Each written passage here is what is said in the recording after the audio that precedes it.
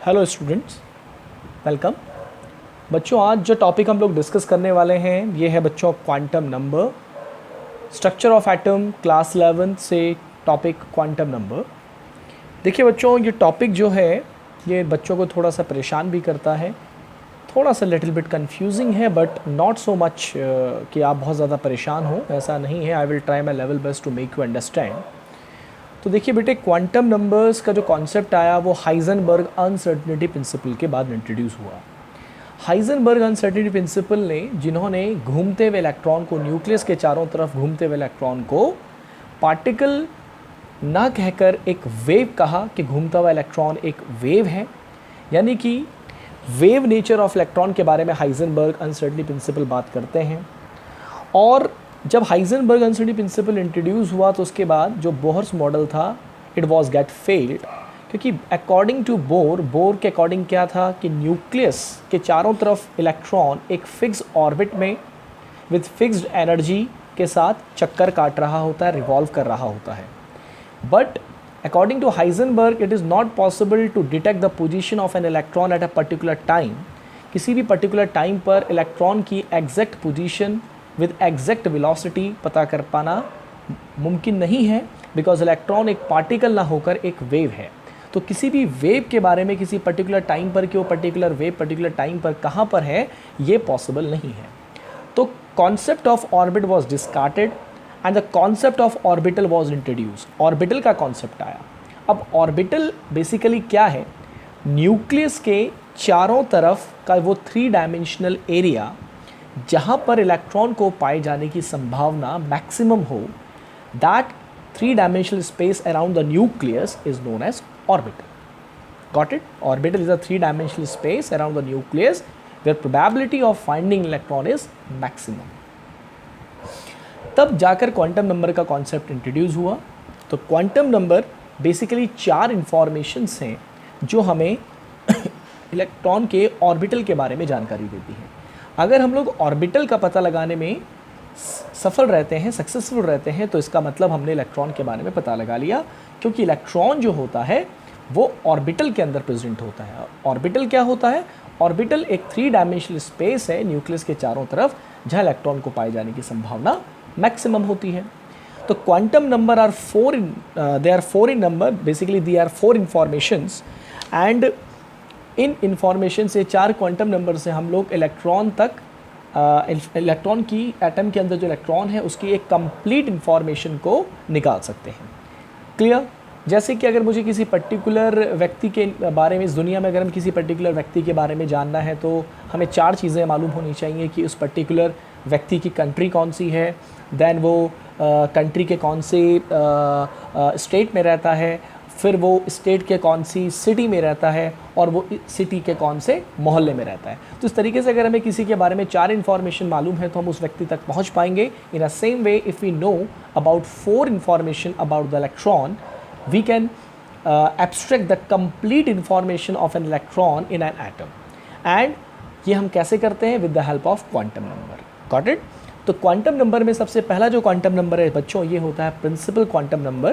Principal, ये वही spelling है जो हमारे स्कूल के प्रिंसिपल की होती है, that is the same spelling, principal quantum number, जिसको हम लोग डिनोट करते हैं एन से। अब एन की जो वैल्यू है, प्रिंसिपल क्वांटम नंबर की जो वैल्यूज़ हैं, ये 1 2 3 से लेकर इन्फिनिटी तक हो सकती हैं, ज़ीरो नहीं हो सकता है। N cannot be zero. अब अगर हम इसको दूसरे नज़रिए से देखें, जो आपने जूनियर क्लासेस में देखा भी होगा, पढ़ा भी होगा, कि हम लोग कहते हैं कि न्यूक्लियस के चारों तरफ शेल्स होती हैं, है ना? आप K shell, L shell, M shell, and इस तरीके से आप बात करते हैं। तो ये उसी तरीके से आप इस बात को भी समझ सकते हैं कि अगर n इक्वल टू 1 है तो ये के शेल को रिप्रेजेंट करेगा, n इक्वल टू 2 है तो एल शेल को रिप्रेजेंट करेगा, एंड सो ऑन। तो इस तरीके से प्रिंसिपल क्वांटम नंबर हमको शेल के बारे में बताता है। शेल, न्यूक्लियस के चारों तरफ शेल के बारे में बताता है। ये तो रही समझने वाली बात कि आप शेल कहते हो। बेसिकली अगर हम लोग इस चीज़ को एग्जैक्टली देखें कि आपका प्रिंसिपल क्वांटम नंबर आपको क्या बताता है, तो प्रिंसिपल क्वांटम नंबर आपको न्यूक्लियस के चारों तरफ जो ऑर्बिटल है जहां इलेक्ट्रॉन को पाए जाने की संभावना मैक्सिमम है, उसके साइज़ को बताता है। अगर आपका प्रिंसिपल क्वांटम नंबर की वैल्यू अगर बड़ी होगी दैट मीन्स दैट जो ऑर्बिटल होगा उसका साइज़ बड़ा होगा। ऑर्बिटल 3D स्पेस, वो 3 डायमेंशनल स्पेस जहाँ इलेक्ट्रॉन को पाए जाने की संभावना मैक्सिमम होती है, दैट इज कॉल्ड ऑर्बिटल।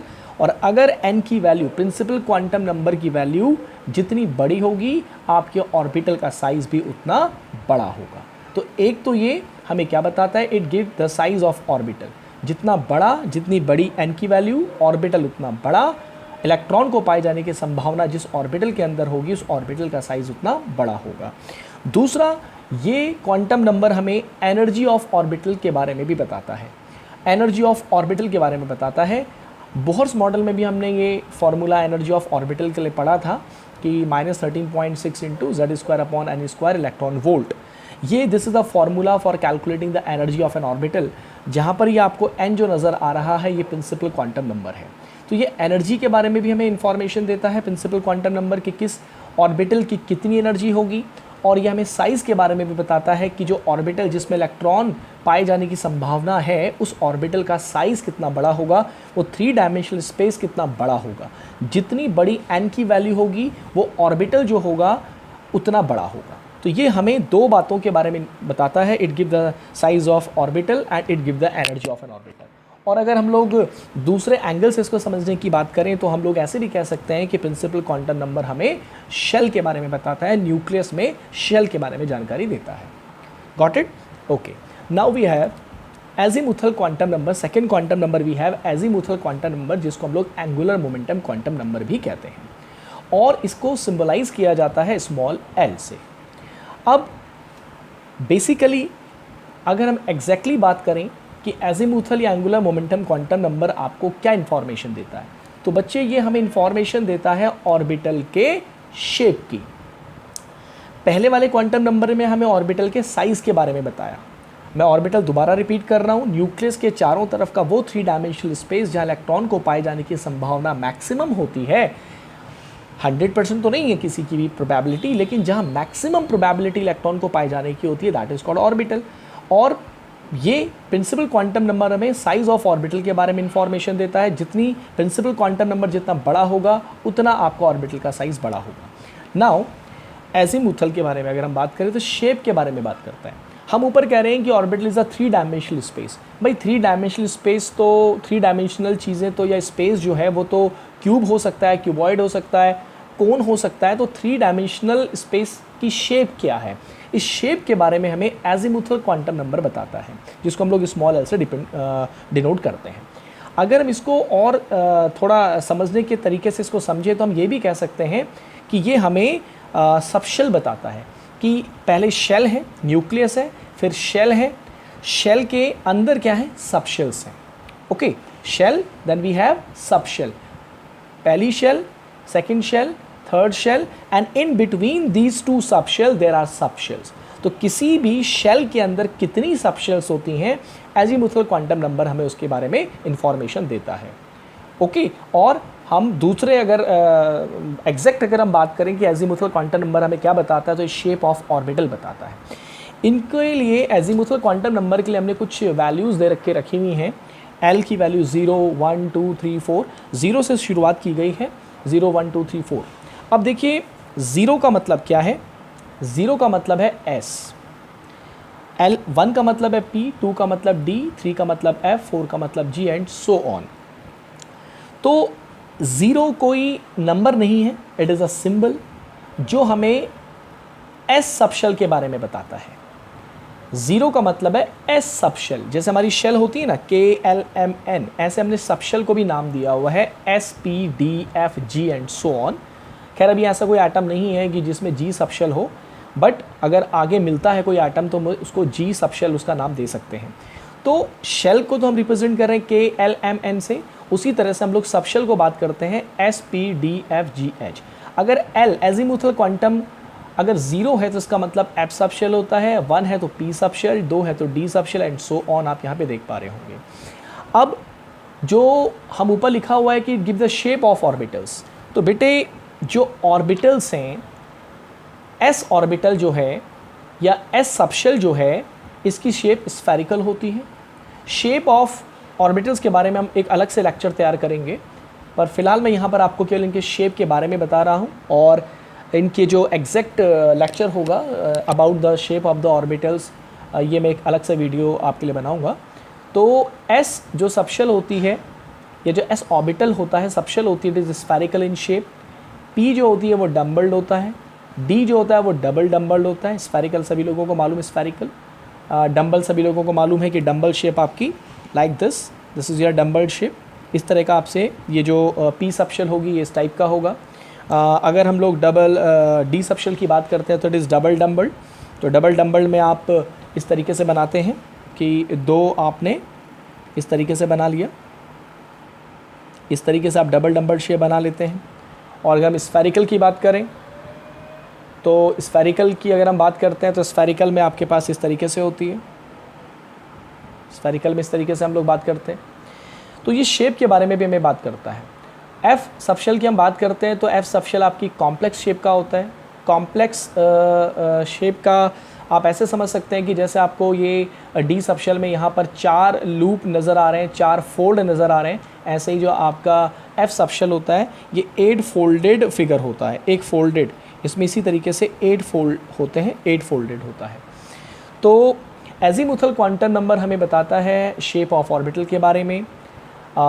इनकी एल की कुछ वैल्यूज़ हमने दे के रखी हुई है 0 1 2 3 4 करके, और सबशेल को नाम दिया हुआ है s p d f according to the value of l, कि एल की वैल्यू अगर 0 है तो एस सबशेल, एल की वैल्यू अगर 1 है तो पी सबशेल। और सबशेल कहाँ होती हैं? सबशेल कहाँ होती है? शेल के अंदर। ओके, अब यहाँ पर समझिए, जैसे मैं कहता हूँ आपसे स्टूडेंट्स कि एन, अगर हम फर्स्ट शेल की बात करते हैं तो फर्स्ट शेल के अंदर कितनी सबशेल होती हैं, सेकंड शेल के अंदर कितनी सबशेल होती हैं, और इस तरीके से मैं अगर आप इन्फॉर्मेशन चाहिए तो आप यहाँ पर ज़रा गौर से देखें कि अगर हमारे पास फर्स्ट शेल है स्टूडेंट्स, तो फर्स्ट शेल के अंदर एक सबशेल होती है जिसको हम 0 से सिंबलाइज करते हैं। सेकंड शेल के अंदर 2 सबशेल होती हैं, एक 0 और एक 1 से, जिसे सिंबलाइज किया जाता है। थर्ड शेल के अंदर 0 1 2 3 सबशेल होती हैं। मैं फिर आपसे कह रहा हूँ कि ये जो नंबर हैं ये सबशेल के नंबर को रिप्रेजेंट नहीं कर रहे हैं। 0 1 2 are representing just the symbol. 0 का मतलब है एक सबशेल, 1 का मतलब है सेकंड सबशेल, 2 का मतलब है थर्ड सबशेल। तो थर्ड शेल के अंदर 0 1 2 3 सबशेल हैं। फोर्थ शेल के अंदर आपके पास 4 सबशेल हैं, 0 1 2 3। तो अगर आप यहाँ से देख पा रहे होंगे तो आप ये नोटिस कर रहे होंगे कि जो एल की वैल्यू होती है, अगर हमें शेल पता है तो हम लोग सबशेल पता कर सकते हैं कि किसी पर्टिकुलर शेल के अंदर कितनी सबशेल हैं। देखिए, एल निकालने के लिए, सबशेल निकालने के लिए आपको 0 से शुरुआत करनी है और जितनी आपकी एन की वैल्यू है उससे एक कम तक जाना है। जैसे आप यहाँ पे देख पा रहे हैं एन की वैल्यू अगर 4 है तो हमें 0 से शुरुआत करनी है और 3 तक जाना है, एक कम तक। अगर ये 3 है तो हमें 0 से शुरुआत करनी है, 2 तक जाना है। तो इसी तरीके से आप यहाँ पे देखेंगे 1 का मतलब अगर फर्स्ट शेल है तो केवल एक सबशेल होगी, ठीक है। और एल 0 का मतलब क्या होता है? एल 0 का मतलब होता है एस सबशेल। यानी कि जो हमारी फर्स्ट शेल है बच्चों, उसके अंदर एक सबशेल है जिसको हमने नाम दिया है 1s। अगर हमारे पास सेकंड शेल है तो सेकंड शेल के अंदर 2 सबशेल होती हैं, पहली वाली 0 यानी कि s और दूसरी वाली 1 यानी कि p। तो हम इसको क्या नाम देंगे? 2s 2p, क्योंकि 0 का मतलब s होता है, 1 का मतलब p होता है। उसी तरीके से अगर हमारे पास थर्ड शेल है तो उसके अंदर 3 सबशेल होंगी, एक 3s, 0 मतलब s, 1 मतलब p और 2 मतलब d। आप यहाँ पे देख पा रहे होंगे 0 मतलब s, 1 मतलब p और 2 मतलब d। तो इस तरीके से इसके अंदर थर्ड शेल के अंदर 3 सबशेल होंगी, नाम क्या होगा? 3s 3p and 3d। Fourth shell के अंदर 4 सबशेल होंगी, 0 1 2 3 4, जिनको रिप्रेजेंट किया गया है 0 मतलब s, 1 मतलब p, 2 मतलब d और 3 मतलब f। तो क्या हो जाएगा बच्चों? 4s 4p 4d 4f। ये देखिए, तो सबशेल के मैंने आगे नाम भी लिखे हुए हैं। तो इन नंबर से आपको बिल्कुल भी कंफ्यूज नहीं होना है। ये ज़्यादातर स्टूडेंट्स इस चीज़ को ऐसे पढ़ लेते हैं कि जो फर्स्ट शेल है इसके अंदर सबशेल 0, तो वो कहते हैं कि फर्स्ट शेल के अंदर कोई सबशेल नहीं होती है। नहीं, 0 केवल एक सिंबल है जो सबशेल को रिप्रेजेंट करता है। 0 कौन सी सबशेल को रिप्रेजेंट करता है? 0s सबशेल को रिप्रेजेंट करता है। 1 किस सबशेल को रिप्रेजेंट करता है? 1 आपकी p सबशेल को रिप्रेजेंट करता है, एंड सो ऑन। तो यहाँ पर मैंने सबशेल का नंबर और यहाँ पर सबशेल के नाम भी आपके सामने लिख दिए हैं। तो अगर हम शॉर्टकट में देखना चाहें तो शॉर्टकट में क्या आप कैसे याद रख सकते हो स्टूडेंट्स कि जितना शेल होता है, जितना शेल का नंबर होता है, अगर हम कहते हैं फिफ्थ शेल की अगर मैं बात करता हूँ और आपसे पूछे कि बताइए फिफ्थ शेल के अंदर कितनी सब शेल होंगी, तो जितना शेल का नंबर होता है उसके अंदर उतनी ही सब शेल होती हैं। आप देख पा रहे होंगे फर्स्ट शेल के अंदर एक सब शेल है, सेकेंड शेल के अंदर 2 सब शेल हैं, थर्ड शेल के अंदर 3 subshell and so on. Clear? तो एजीमुथल क्वांटम नंबर जो कि हमें शेल के बारे में बताता है कि किसी पर्टिकुलर शेल के अंदर कितनी सब शेल्स होती हैं, शेल के अंदर सब शेल्स होती हैं, है ना। तो ये हमें एजीमुथल क्वांटम नंबर बताता है। एजीमुथल क्वांटम नंबर हमें ऑर्बिटल की शेप के बारे में भी बताता है, उस 3 डायमेंशनल स्पेस जिसमें इलेक्ट्रॉन को पाए जाने की संभावना है, उस ऑर्बिटल उस 3 डायमेंशनल स्पेस की बनावट क्या होगी, उसकी ज्योमेट्री क्या होगी, ये भी हमें एजीमुथल क्वांटम नंबर बताता है। ओके, एजीमुथल क्वांटम नंबर का दूसरा नाम क्या है बच्चों? एंगुलर मोमेंटम क्वांटम नंबर, क्योंकि इस क्वांटम नंबर की मदद से हम लोग ऑर्बिटल के अंदर जो इलेक्ट्रॉन है उस इलेक्ट्रॉन का एंगुलर मोमेंटम भी कैलकुलेट कर सकते हैं। Angular momentum of an electron in an orbital can be calculated by using this formula h/2 pi root l l plus 1, जहाँ पर l क्या है? l आपका एजीमुथल क्वांटम नंबर है। तो इलेक्ट्रॉन का जो ऑर्बिटल एंगुलर मोमेंटम होता है ऑर्बिटल के अंदर, चाहे वो किसी भी ऑर्बिटल के अंदर हो, उसकी वैल्यू एजीमुथल क्वांटम नंबर पर डिपेंड करती है। अब जैसे यहाँ पे क्वेश्चन लिखा हुआ है find the angular momentum of an electron in 3s and 4p subshell. हमारे पास 3s जैसे देख पा रहे हैं आप 3s और 4p ऑर्बिट सबशेल के अंदर अगर आपको इलेक्ट्रॉन का एंगुलर मोमेंटम कैलकुलेट करना है तो आप देख पाएंगे, अगर हम 3s की बात करें तो देखो इसका n क्या होगा? 3। अगर हम 3s की बात करें तो 3s का n 3 होगा। और s का क्या मतलब है? l की वैल्यू क्या होती है s के लिए? 0 होती है। तो फॉर्मूले में रखें आप, l की जगह 0 रख दीजिए। समझ पा रहे हैं 0 क्यों आया है? क्योंकि 3s में s आ रहा है और s जो सिंबल होता है, s सिंबल के लिए l की वैल्यू 0 होती है। s सिंबल के लिए l की वैल्यू 0 होती है। तो यहाँ पर हम लोग l की जगह 0 रख देंगे तो एंगुलर मोमेंटम आपका 0 आएगा। इसका मतलब 3s सबशेल के अंदर जो इलेक्ट्रॉन का एंगुलर मोमेंटम होता है वो कितना होता है? वो 0 होता है।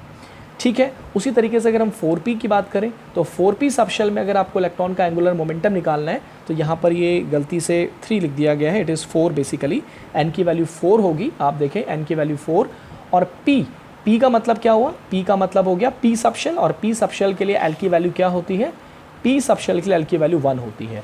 तो यहाँ पर अगर हम लोग l की वैल्यू देखेंगे तो 1 होगी। इस फॉर्मूले में रखिए, l की जगह 1 रखिए। सॉल्व करने पे you will get h/√2 pi as an angular momentum okay, angular momentum of an electron, angular momentum of an electron हम इससे कैलकुलेट करते हैं। तो because this quantum number helps us in calculating the angular momentum of an electron in an orbital, and that's why this quantum number is also known as angular momentum quantum number. Okay, shell आ गई, shell के अंदर subshell आ गई। ठीक, अब subshell के अंदर orbitals होते हैं और ऑर्बिटल्स के अंदर इलेक्ट्रॉन्स होते हैं। तो अब किसी भी सबशेल के अंदर कितने ऑर्बिटल्स होंगे ये हमें बताता है तीसरा क्वांटम नंबर, जिसे हम कहते हैं मैग्नेटिक क्वांटम नंबर। तो बेसिकली तो ये हमें जो हम अगर हम सीधे साधे शब्दों में बात करते हैं तो मैग्नेटिक क्वांटम नंबर हमें नंबर ऑफ ऑर्बिटल्स बताता है कि किसी भी सबशेल के अंदर कितने ऑर्बिटल्स हैं। लेकिन अगर हम एग्जैक्ट बात करें कि मैग्नेटिक क्वांटम नंबर आपको क्या बताता है, तो बच्चों मैग्नेटिक क्वांटम नंबर हमें बताता है ओरिएंटेशन ऑफ एन ऑर्बिटल। मतलब कि ऑर्बिटल जो है, यानी कि जो 3 डायमेंशनल स्पेस है, इलेक्ट्रॉन को पाए जाने की संभावना जहाँ पर है वो कौन सी डायरेक्शन में है? क्या वो एक्स एक्सिस डायरेक्शन में है, क्या वो वाई एक्सिस की डायरेक्शन में है, क्या वो जेड एक्सिस की डायरेक्शन में है? क्लियर है? तो ये डायरेक्शन बताता है ऑर्बिटल का। ओरिएंटेशन मीन्स कि वो किस एक्सिस के अलोंग है। क्या वो एक्सिस के बीच में है? इलेक्ट्रॉन को पाए जाने की संभावना क्या एक्सिस के बीच में है, क्या एक्सिस के ऊपर है? तो ये चीज़ें हमें मैग्नेटिक क्वांटम नंबर बताता है। और अगर हम बहुत सीधे साधे शब्दों में बात करें तो ये हमें ऑर्बिटल्स का नंबर बताता है, क्योंकि जितने डायरेक्शंस में इलेक्ट्रॉन को पाए जाने की संभावना होगी एक्स एक्सिस में या वाई एक्सिस में या एक्स और वाई एक्सिस के बीच में, जहाँ पर भी होगी, उतने जितने ओरिएंटेशंस होंगे उतने ही हमारे ऑर्बिटल्स होंगे। क्लियर? जितने ओरिएंटेशन होंगे उतने हमारे ऑर्बिटल्स होंगे। क्लियर? अब देखिए इसको हम लोग कैसे किसी सबशेल के अंदर हम लोग ऑर्बिटल्स कितने होंगे ये कैसे पता लगाएंगे। तो देखिए जो m की वैल्यू है, यानी कि जो आपके ऑर्बिटल्स का नंबर है कि कितने ओरिएंटेशन होंगे या कितने ऑर्बिटल्स होंगे किसी सबशेल के अंदर, इसके लिए हमारे पास ये है -l से लेकर जो वैल्यू होगी -l से लेकर +l तक चलेगी। क्या मतलब, मैं आपको समझाने की कोशिश करता हूँ, यहाँ से समझिए। देखिए अगर मैं कहता हूँ कि l = 3 है, उल्टे से समझा रहा हूँ मैं, अब देखो आपको, अगर मैं कहता हूँ कि l = 3 है, अब l = 3 का क्या मतलब होता है, l = 3 का मतलब होता है f सबशेल। अब हम ये जानना चाहते हैं कि अब f सबशेल के अंदर कितने ऑर्बिटल्स हैं, ठीक है। तो आपको क्या करना है, ऑर्बिटल यानी कि m आपको निकालना है, तो आपको -3 से स्टार्टिंग करनी है और +3 तक जाना है, यानी कि -l से स्टार्टिंग करके +l तक जाना है। तो यानी कि -3, -2, -1, 0, +1, +2, +3। अब आप देख सकते हैं कि ये 7, there are 7 orbitals in f subshell. ये केवल सिंबल हैं जो ऑर्बिटल को रिप्रेजेंट करते हैं। इन अ सेम वे अगर हम जानना चाहते हैं कि l = 2 का क्या मतलब है, l = 2 का मतलब है d सबशेल। तो d सबशेल में कितने ऑर्बिटल्स होंगे, d सबशेल में हमारे पास, तो हमें क्या करना पड़ेगा, -2, -1, यानी कि यहाँ से -2 से स्टार्टिंग करके +2 तक जाना होगा, -2, -1, 0, +1, 2, +2। आप देख पा रहे हैं 5 ऑर्बिटल्स हैं। तो इस तरीके से हम लोग किसी भी शेल के अंदर पहले सबशेल का पता करते हैं, फिर सबशेल के अंदर कितने ऑर्बिटल्स हैं उसका पता करते हैं। क्लियर है। अब यहाँ पर देखो, आप देख पा रहे हैं यहाँ पर कि l = 0 यानी कि s सबशेल, तो s सबशेल में 0 यानी कि एक ही ऑर्बिटल होगा। 0 का मतलब 0 नहीं है, 0 एज अ सिंबल, एक ही ऑर्बिटल होगा। तो देखिए मैंने एक ऑर्बिटल ऐसे ये एक रेक्टेंगुलर बॉक्स की फॉर्म में बता दिया है। ऑल्दो ऑर्बिटल ऐसे नहीं होते हैं, लेकिन आप इस तरीके से इसको रिप्रेजेंट कर सकते हैं समझने के लिए। जो हमारे पास p सबशेल होता है, इसके अंदर देखो 3 ऑर्बिटल्स होते हैं जिनको हमने -1, 0, +1 से रिप्रेजेंट किया हुआ, तो मैंने 3 बॉक्सेस बना दिए। d सबशेल में 5 ऑर्बिटल्स होते हैं, तो यहाँ पे 5 मैंने ऑर्बिटल्स बना दिए हैं। f सबशेल में 7 ऑर्बिटल्स होते हैं, तो मैंने 7 बना दिए हैं। तो यहाँ से आप कंक्लूजन भी निकाल सकते हैं कि s सबशेल में 1 ऑर्बिटल होता है, p सबशेल में 3 ऑर्बिटल होते हैं, d सबशेल में 5 ऑर्बिटल होते हैं और f सबशेल में 7 ऑर्बिटल होते हैं। क्लियर। अब अगर हम इस चीज़ को यहाँ से ना देखें, हम इसको एक शॉर्टकट तरीके से भी कर सकते हैं कि अगर आपको किसी सबशेल के अंदर कितने ऑर्बिटल्स हैं इसका पता करना हो, तो आप ये फॉर्मूला लगा सकते हैं 2l+1। 2l+1 भी आप यहाँ पर फॉर्मूला अप्लाई कर सकते हैं। ओके, तो आप इस चीज़ को स्टूडेंट शॉर्टकट फॉर्मूले से भी कर सकते हैं अगर आपको किसी सबशेल के अंदर ऑर्बिटल्स का पता करना हो। वैसे तो मैंने आपको बताया कि -l से स्टार्टिंग करके +l तक आप जाइए। l की वैल्यू अगर आपको मालूम है और पता है कि l की इस वैल्यू के लिए हम कौन सी सबशेल को रिप्रेजेंट करते हैं, तो आप ऐसे भी कर सकते हैं और आप एक फॉर्मूले से भी कर सकते हैं 2l+1। जैसे अगर मैं कहता हूँ कि फर्स्ट शेल है, तो फर्स्ट शेल में एक ही सबशेल होगी। अभी मैंने आपको पीछे बताया कि जितनी शेल होती है, इस शेल का जो n होता है उतनी ही उसके अंदर सबशेल्स होती हैं। तो फर्स्ट शेल के अंदर एक सबशेल होती है जिसको हम लोग 0 से रिप्रेजेंट करते हैं और जिसका मतलब s सबशेल होता है। अब हम जानना चाहते हैं कि s सबशेल के अंदर कितने ऑर्बिटल्स होते हैं। तो देखो l की वैल्यू 0 है, तो 2 × 0 + 1 तो 1 आ जाएगा, यानी कि एक ऑर्बिटल होता है। ये देखिए s सबशेल के अंदर एक ऑर्बिटल होता है। ओके, अब आप देखिए यहाँ पे अगर हम बात करते हैं सेकंड शेल, तो सेकंड शेल के अंदर कितनी सबशेल होंगी, l सबशेल को रिप्रेजेंट करता है, कितनी सबशेल होंगी, 0 और 1। 0 मतलब s और 1 मतलब p, यानी कि सेकंड शेल के अंदर 2 सबशेल होंगी। और अगर हम इनके अंदर ऑर्बिटल पता करना चाहते हैं तो s सबशेल में कितने ऑर्बिटल होंगे, तो यहाँ पे रखिए l, तो आपको l × 0, क्योंकि 0 का मतलब s सबशेल, तो एक ऑर्बिटल आ जाएगा। अब ऐसे अगर हम सेकंड शेल की p सबशेल में देखना चाहते हैं कि कितने ऑर्बिटल होंगे, तो आपने यहाँ पे 1 रखा, 2 × 1 + 1 तो 3 आ जाएगा, 3 ऑर्बिटल होंगे। तो आप देख पा रहे हैं कि s में एक ऑर्बिटल होता है और p में 3 ऑर्बिटल होते हैं। ये चीज़ आपको ऊपर से भी पता चल रही होगी कि p में 3 ऑर्बिटल होते हैं। तो चाहे आप इस कॉन्सेप्ट को लगा के कीजिए, चाहे आप इस फॉर्मूले को लगा लीजिए। ठीक है, क्लियर है आपको बात। अब यहाँ पे अगेन आप देख सकते हैं कि थर्ड शेल है, तो थर्ड शेल के अंदर 3 सबशेल होंगी। कौन कौन सी होंगी, 0, 1, 2, यानी कि s, p और d। तो s सबशेल में कितने ऑर्बिटल्स होंगे, यहाँ पे l की वैल्यू पुट करिए, l 0 हो जाएगा, 1 आ जाएगा, तो देखिए s सबशेल में एक ऑर्बिटल। फिर आपको p सबशेल में ऑर्बिटल पता करना है, तो p सबशेल में p की वैल्यू 1 है, तो यहाँ पे 1 रखिए, 3 सबशेल। तो देख पा रहे हैं आप कि s में हमेशा एक ऑर्बिटल आ रहा है, p में हमेशा 3 ऑर्बिटल आ रहे हैं, चाहे वो p सेकेंड शेल का ऑर्बिटल p सब शेल हो, चाहे थर्ड शेल का p सब शेल हो, p में हमेशा 3 ऑर्बिटल आएंगे, s में हमेशा एक ऑर्बिटल आएगा, d में हमेशा 5 ऑर्बिटल आएंगे और f में हमेशा 7 ऑर्बिटल आएंगे। आई बात समझ में आपको? बढ़िया। ओके, अब ऐसे आप लोग ये खुद कर सकते हैं, देख सकते हैं आप इसे कि अगर हम फोर्थ शेल में पता करते हैं कि फोर्थ शेल में कितने ऑर्बिटल्स हैं, तो इसी तरीके से आप यहाँ पर भी पता कर सकते हैं कि कितने ऑर्बिटल्स यहाँ पर होंगे। फोर्थ शेल में 4 सब शेल्स होंगी और फिर चारों सब शेल्स के अंदर ऑर्बिटल्स होंगे। एस सब शेल में एक ऑर्बिटल होगा, पी में 3 होंगे, डी में 5 होंगे और एफ में 7 होंगे। ओके, तो टोटल अगर आप देखें 1 4, ये आपके पास 4 एंड देन 5 9 एंड 7 16 ऑर्बिटल्स हो गए। अगर आप काउंट करेंगे 16 ऑर्बिटल्स हो गए। अब इसी चीज़ को अगर हम लोग शॉर्टकट में करना चाहें कि किसी भी ऑर्बिटल, किसी भी शेल के अंदर अगर आपको ऑर्बिटल्स पता करने कितने ऑर्बिटल्स हैं, तो बेटा n square is a formula. Fourth shell में कितने ऑर्बिटल होंगे, आपने ये कॉन्सेप्ट से किया तो आपने देखा, इनको काउंट कर लीजिए, 16 आ रहा है। अगर आप सीधा कर दो 4 स्क्वायर 16 आ जाएगा। इसी तरीके से आप देखें, अगर आपसे कहें कि थर्ड शेल में कितने ऑर्बिटल्स होंगे, तो आपने कॉन्सेप्ट से किया, कॉन्सेप्ट लगा के क्या, पहले सब शेल निकाले, फिर आपने ऑर्बिटल्स निकाले, तो आप देख पा रहे होंगे 5 ये हो गए, 3 ये हो गए 8, एक ये हो गया 9। और डायरेक्टली अगर आप करें तो 3 का स्क्वायर कर दीजिए, 3 का स्क्वायर करके 9 आ जाएगा, तो सीधा इसमें आप 9 ऑर्बिटल देख पाएंगे।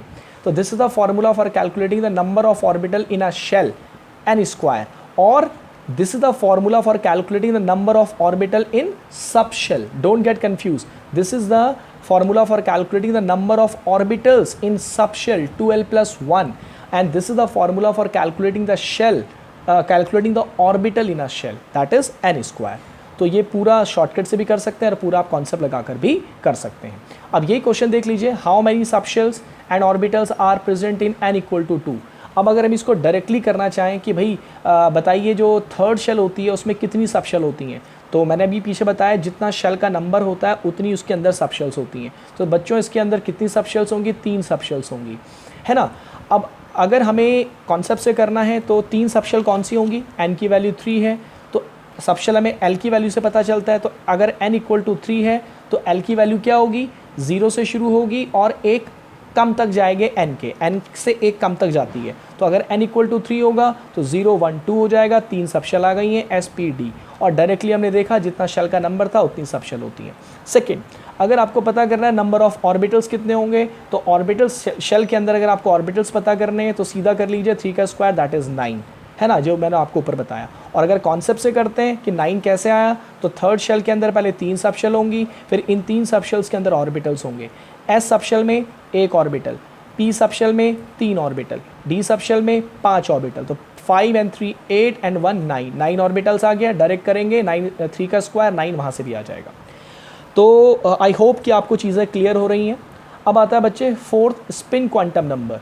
देखिए स्पिन क्वांटम नंबर आपको ऑर्बिटल में जो इलेक्ट्रॉन होता है उसके स्पिन के बारे में इंफॉर्मेशन देता है।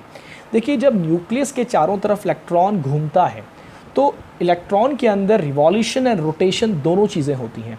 न्यूक्लियस के चारों तरफ इलेक्ट्रॉन ऐसे घूम रहा है, ठीक है, इसके चारों तरफ चक्कर काट रहा है, साथ साथ इलेक्ट्रॉन अपनी एक्सिस पर भी घूम रहा है, अपनी एक्सिस पर भी घूम रहा है। जैसे अगर हम कंपैरिजन करें कि जो अर्थ है वो सन के चारों तरफ घूम रही है और एक्सिस अपनी अर्थ जो है वो अपनी एक्सिस पे भी घूम रही है, अपनी एक्सिस पे भी घूम रही है। समझ पा रहे हैं मेरी बात को?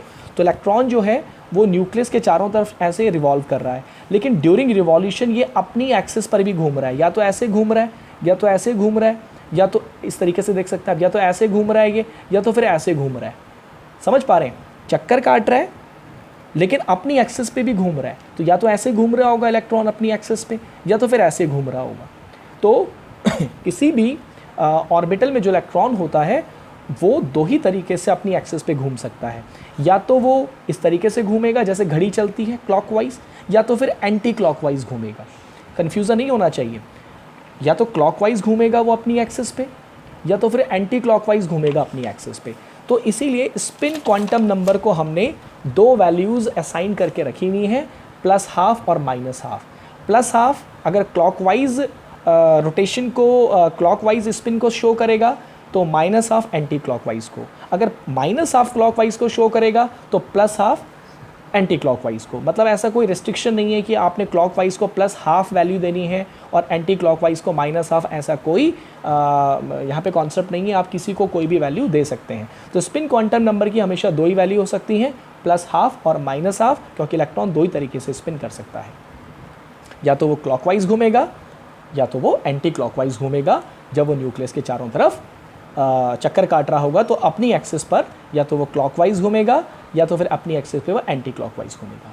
तो इस तरीके से 4 जो हमारे क्वांटम नंबर्स हैं, इनसे हमें इलेक्ट्रॉन के बारे में जानकारियाँ मिलती हैं। ऑर्बिटल के बारे में जानकारी मिलती है कि ऑर्बिटल कितने हैं, ऑर्बिटल की एनर्जी क्या है, ऑर्बिटल की शेप क्या है, उनके अंदर जो इलेक्ट्रॉन घूम रहा है उसका स्पिन कैसा है, ये सारी इन्फॉर्मेशन हमें इन 4 क्वांटम नंबर की मदद से मिलती है। तो होप कि आपको ये टॉपिक समझ में आया होगा। तो उम्मीद करता हूँ कि आप इसे रिवाइज़ करेंगे और अच्छे से इसको देखेंगे। अगले वीडियो के लिए all the best to all of you. Thank you very much.